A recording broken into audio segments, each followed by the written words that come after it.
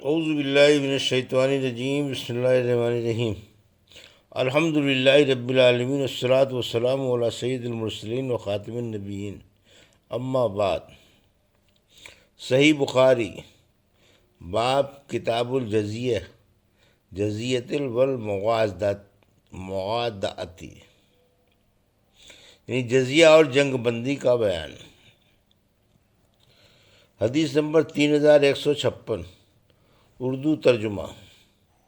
باب جزیے کا اور کافروں سے ایک مدت تک لڑائی نہ کرنے کا بیان، اور اللہ تعالیٰ کا ارشاد کی ان لوگوں سے جنگ کرو جو اللہ پر ایمان نہیں لائے اور نہ آخرت کے دن پر، اور نہ ان چیزوں کو وہ حرام مانتے ہیں جنہیں اللہ اور اس کے رسول صلی اللہ علیہ وسلم نے حرام قرار دیا ہے، اور نہ دین حق کو انہوں نے قبول کیا ہے، بلکہ الٹے وہ لوگ تم ہی کو مٹانے اور اسلام کو ختم کرنے کے لیے جنگ پر آمادہ ہو گئے۔ ان لوگوں سے جنہیں کتاب دی گئی تھی، مثلاً یہود و نصارہ، یہاں تک کہ مدافعت کرو کہ وہ تمہارے غلبے کی وجہ سے جزیہ دینا قبول کر لیں اور وہ تمہارے مقابلے پر دب گئے ہوں۔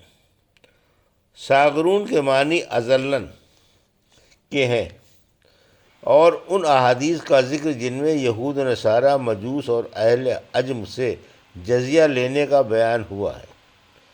ابن اینیا نے کہا، ان سے ابن ابی نیج نے کہا کہ میں نے مجاہد سے پوچھا اس کی کیا وجہ ہے کہ شام کے اہل کتاب پر 4 دینار جزیہ ہے اور یمن کے اہل کتاب پر صرف 1 دینار؟ تو انہوں نے کہا کہ شام کے کافر زیادہ مالدار ہیں۔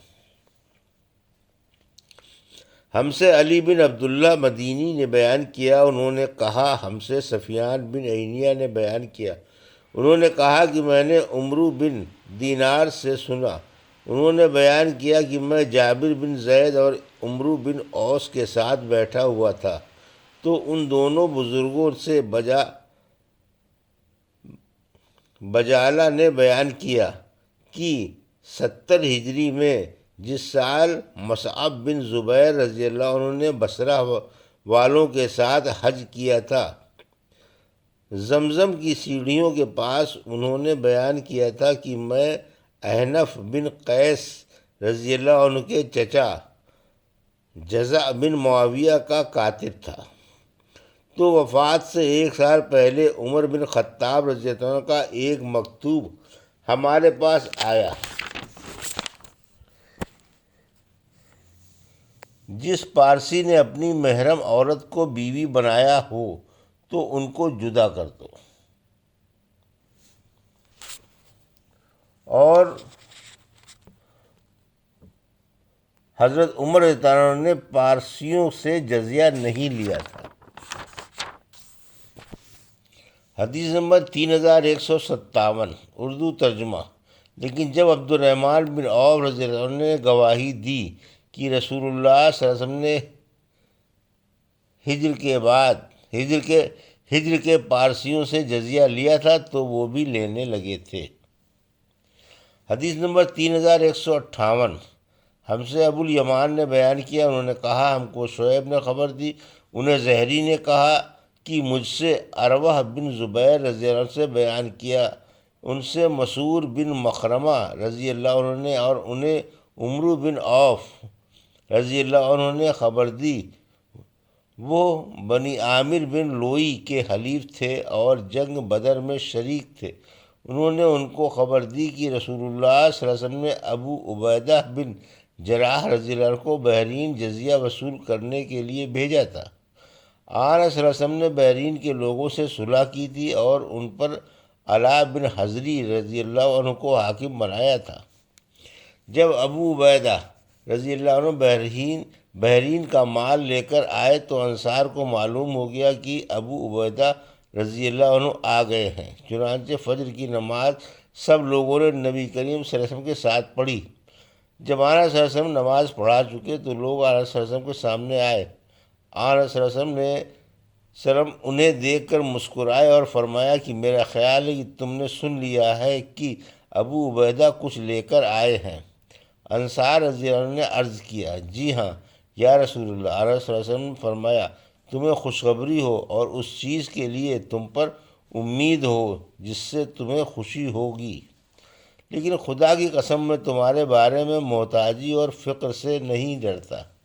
مجھے اگر خوف ہے تو اس بات کا کچھ دنیا کے دروازے تم پر اس طرح کھول دیے جائیں گے جیسے تم سے پہلے لوگوں پر کھول دیے گئے تھے، تو ایسا نہ ہو کہ تم بھی ان کی طرح ایک دوسرے سے جلنے لگو، اور یہ جلنا تم کو بھی اسی طرح تباہ کر دے جیسا کہ پہلے لوگوں کو کیا تھا۔ حدیث نمبر 3159۔ ہم سے فضل بن یعقوب نے بیان کیا، کہا ہم سے عبداللہ بن جعفر رتی نے کہا، ہم سے معتمر بن سلیمان نے کہا، ہم سے سعید بن عبید اللہ ثقفی نے بیان کیا، ان سے بکر بن عبداللہ مزنی اور زیاد بن جبیر ہر دو نے بیان کیا، اور ان سے جبیر بن حیہ نے بیان کیا کہ کفار سے جنگ کے لیے عمر رضی اللہ عنہ نے فوجوں کے فارس کے بڑے بڑے شہروں کی طرف بھیجا تھا۔ جب لشکر قادسیہ پہنچا اور لڑائی کا نتیجہ مسلمانوں کے حق میں نکلا تو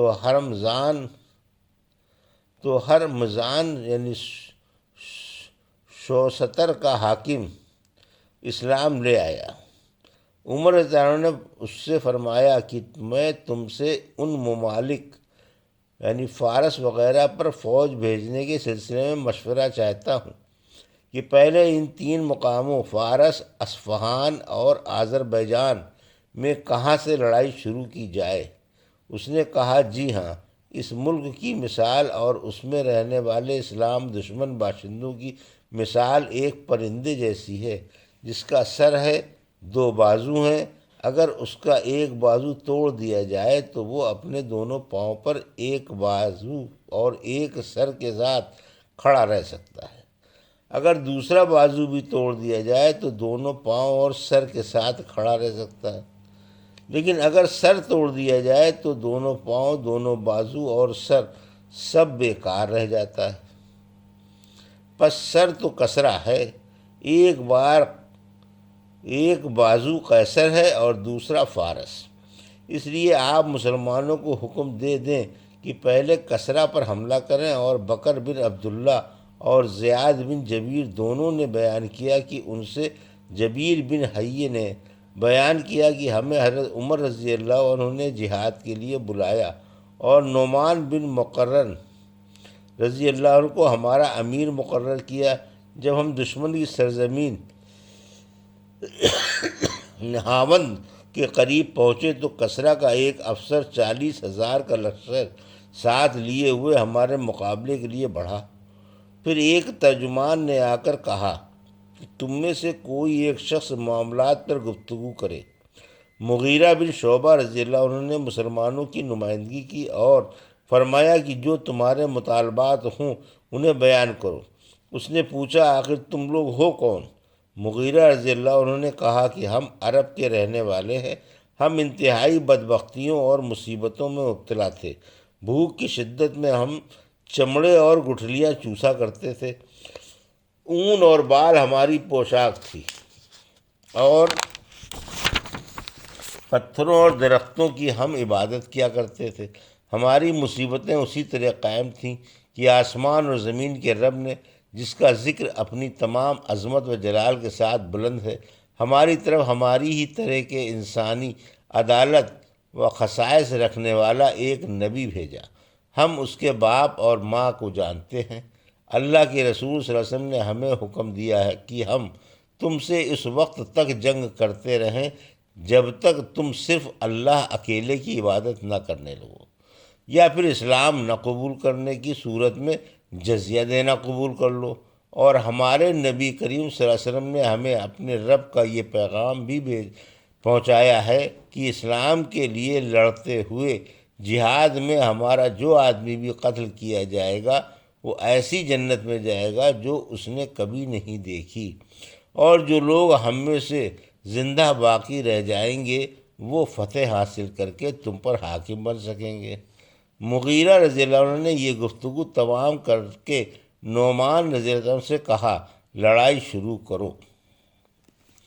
حدیث نمبر 3160، نعمان رضی اللہ عنہ نے کہا تم کو تو اللہ پاک ایسی کئی لڑائیوں میں آقا صلی اللہ علیہ وسلم کے ساتھ شریک رکھ چکا ہے، اور اس نے لڑائی میں دیر کرنے پر تم کو نہ شرمندہ کیا نہ ذلیل کیا، اور میں تو آقا صلی اللہ علیہ وسلم کے ساتھ لڑائی میں موجود تھا۔ آپ کا قاعدہ تھا اگر صبح سویرے لڑائی شروع نہ کرتے اور دن چڑھ جاتا تو اس وقت تک ٹھہرتے رہتے کہ سورج ڈھل جائے، ہوائیں چلنے لگیں، نمازوں کا وقت آ پہنچے۔ یہ تھی صحیح بخاری باب جزیت